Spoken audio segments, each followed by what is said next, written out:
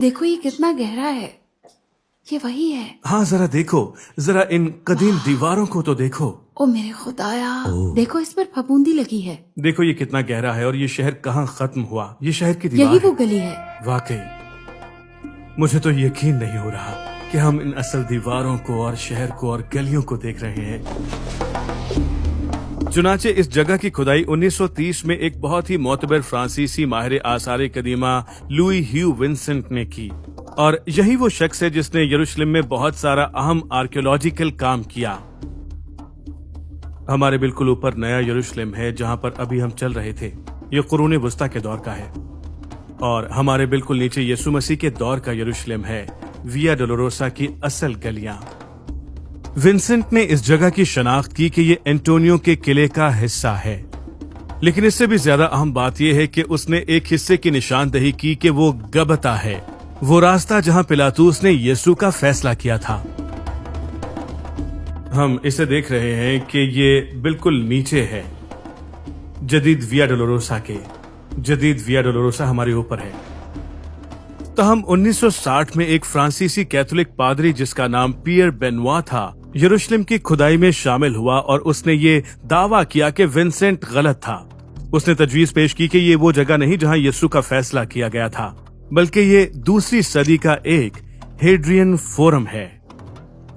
یہ ایک بڑی اچھی مثال ہے کہ کیسے ایک ہی جگہ کو ایک ہی جیسے نمونوں کے ساتھ مختلف طریقوں سے بیان کیا جا سکتا ہے۔ ذرا یہاں دیکھو۔ ہاں کہاں؟ نوشتہ؟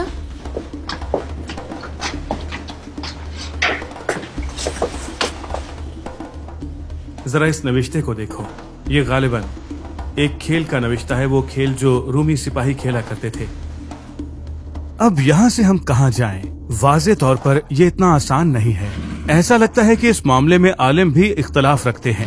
کچھ تعلیمی ادارے جیسے کہ آکسفورڈ یونیورسٹی نے اس بات کو تسلیم کر لیا ہے کہ یہ یسوع مسیح کے زمانے سے نہیں بلکہ دوسری صدی سے ہے، جبکہ دوسرے جیسے کہ زونڈروین بائبل ڈکشنری اب بھی اصل نتائج کو جائز تسلیم کرتی ہے کہ اس جگہ کو گبتھا کے لیے بہترین انتخاب تسلیم کیا جائے، وہ جگہ جہاں یسوع کو فیصلہ سنایا گیا۔ مرکز کی انجیل 15ویں باب کی 16ویں سے 20ویں آیت میں لکھا ہے، اور سپاہی اس کو یعنی یسوع کو اس صحن میں لے گئے جو پریتورین کہلاتا ہے، اور ساری پلٹن کو بلا لائے، اور انہوں نے اسے ارغوانی چوغا پہنایا اور کانٹوں کا تاج بنا کر اس کے سر پر رکھا، اور اسے سلام کرنے لگے، اے یہودیوں کے بادشاہ آداب۔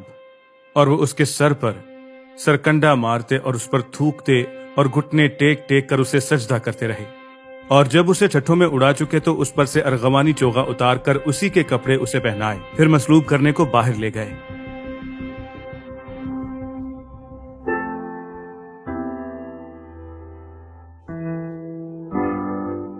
آخر میں ہم یہ بات جانتے ہیں کہ ان تمام واقعات کا حقیقی مقام یروشلم ہی ہے، چاہے یہ عین اس جگہ پر ہو یا شہر کی دوسری جانب ہو۔